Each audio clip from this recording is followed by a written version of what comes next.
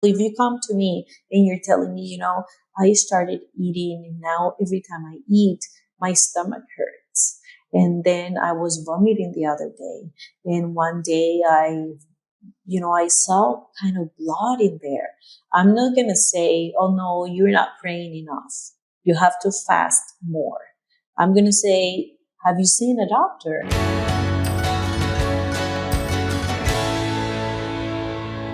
I also really appreciated what you said about how people at the church could by accident make it worse. Okay, we're not trying to, throw throw mud at the church by any means. We love the church. Sometimes the church gets brought things that they're asked to help with and they're not really equipped to do it, and they might not even know necessarily they're not equipped to do it. Sometimes it's totally innocent.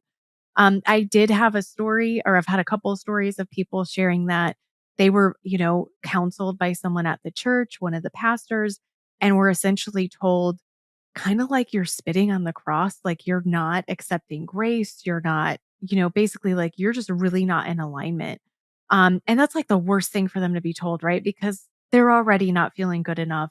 They're already not resting in their identity, individuals who have ROCD. And so like it totally made it worse. Um, and so if we're talking to anyone who's just a part of the church, whether they're in a leadership role or maybe they're just, known in the congregation, they're interacting with their brothers and sisters, how do you think the church can support individuals well who are struggling with religious OCD? I think that the church has a big role on it. And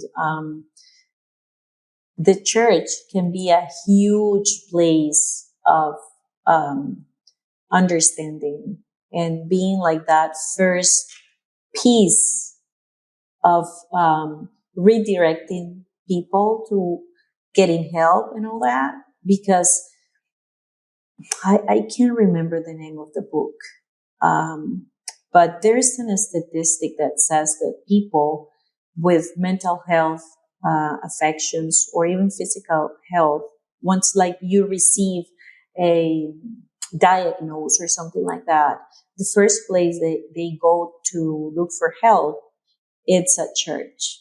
So of course we don't need to be professionals at church, but we can offer education and awareness to the people that is giving counseling, or to the pastors or whomever is involved with people, right? In a leadership role, we can provide education and awareness of anxiety disorders related to religion, because this is true, this is happening. So if we as a religious organization, um, we need to know this, like people is suffering from this. So informing leaders, like what is the name, what are the symptoms. For example, if you have someone that you work with and you see that they are repeating these rituals over and over and over, it's like, this may be something happening with this person, right? Create a supportive environment that people can have safe conversations with their struggles in their lives. It's very important, because the church can foster compassion, empathy, and avoid stigma, judgment, or as you were saying, oh no, you are not understanding the grace of God. Yes, they're not. That's why they need help, right? But don't Right. say it in a way that is going to make him feel worse than he's already feeling or she's already feeling, right? Something that you can do as a church, like you can have a list of mental health professionals that you can refer to, that that understand mental health issues and that understand the Bible. So this is a lot easier for someone that came to church looking for help. And yes, you're going to pray for that person and you're going to listen to them, but they can leave also with an extra step to do, like, what's my next step? Okay, I'm going to look for help with this person that the church is recommending, right? Promote open dialogue, like let people make any kind of questions they need to make without being reprimanded for the question they're asking, and reduce stigma or um, everything related with mental health needs to be open, and the people can ask for help, and it's okay. For example, if you come to me and you're telling me, I started eating and now every time I eat, my stomach hurts. And then I was vomiting the other day. And one day I saw kind of blood in there. I'm not going to say, oh no, you're not praying enough. You have to fast more. I'm going to say, have you seen a doctor? Is there anything wrong with you? Was it something you ate? Is this the first time this happens to you? I'm going to encourage you to look for a doctor. So we can do that with mental health issues as well in church. I think that general perspective change stands out to me of what you're speaking to.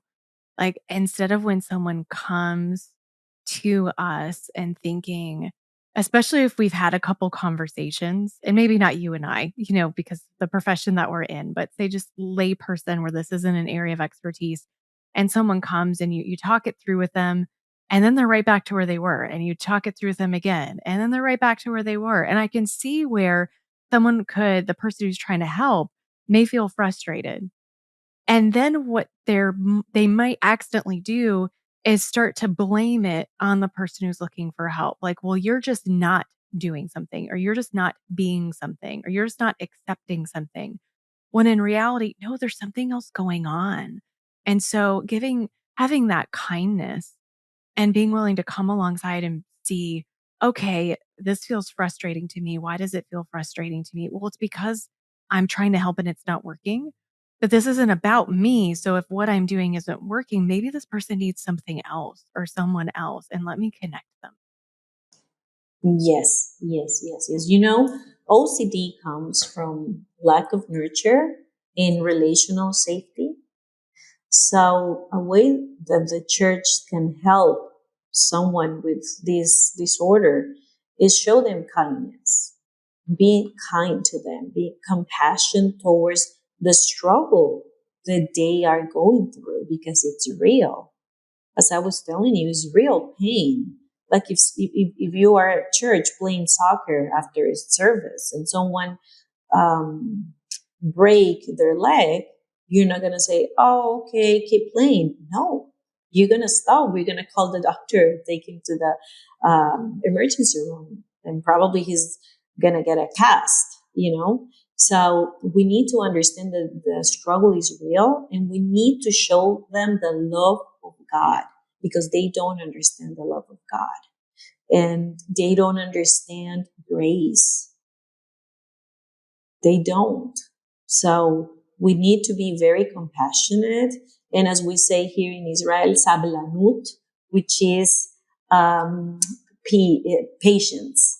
Sablanut. Like when you're going to learn Hebrew, you need sablanut, patience, because it's Yep. going to take some time. So someone with OCD, you need patience, love, and show mercy and compassion to their struggle.